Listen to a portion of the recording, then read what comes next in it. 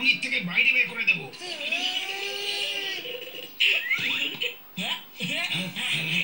Uncle একবার ভাবুন, যদি বলটা আপনার মাথায় লাগতো, আমি তো ভাবতেই পারছি না যে আপনার মাথার কি অবস্থা হতো।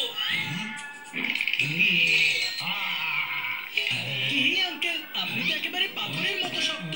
এই ছোট্ট প্লাস্টিকের বলে আপনার কিচ্ছু ক্ষতি হবে না। হ্যাঁ, এই কথাটা তো সত্যি। বলছেনটা কি আঙ্কেল? বলটা যদি আপনার মুখে লাগতো, তাহলে আপনার মুখের পুরো জিওগ্রাফিটাই বদলে যেত। তুমি একদম ঠিক কথা বলেছো বান্টি। আজ থেকে পার্কে ক্রিকেট খেলা একদম বন্ধ।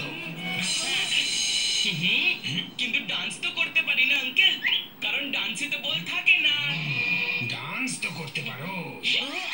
কিন্তু আঙ্কেল, পার্ক তো হয় খেলার জন্য। তো খেলে না। আঙ্কেল কি তোকে খেলতে বারণ করেছেন নাকি? কবাডি খেল, ধরাধরি খেল, খোখো খেল।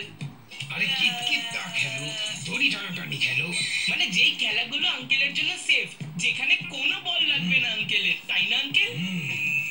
ছোটু, তোর যা ইচ্ছে তুই খেল। আমার তো ক্রিকেট পছন্দ, আর আমি তো সেটাই খেলবো। দেখি আমি এখানে থাকাকালীন কে ক্রিকেট খেলে। এবার সোসাইটির আবার ভোটে জিতে আমি এখানে ক্রিকেট খেলা পুরোপুরি বন্ধ করে দেব। একদম ঠিক বলেছেন আঙ্কেল। এই জন্যই আপনাকে আমি আর আমার ফ্রেন্ডরা সবাই সাপোর্ট করব। Very good.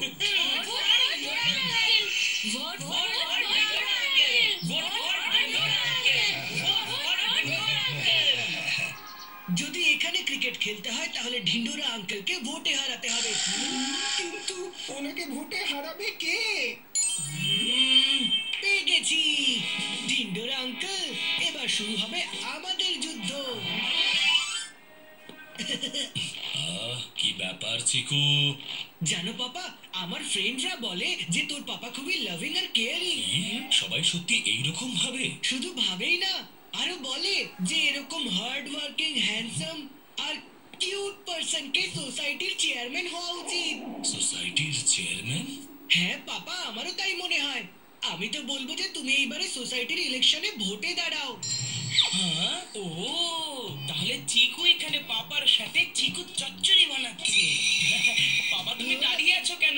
বসে পড়ো না এখানে। হ্যাঁ, সারাদিন অফিসের কাজ করার পর তোমাকে সোসাইটিরও কাজ করতে হবে। আরে সবার দায়িত্ব নিয়ে রেখেছো নাকি তুমি? হ্যাঁ, পাপা, এটা বসার নয়, ইলেকশনে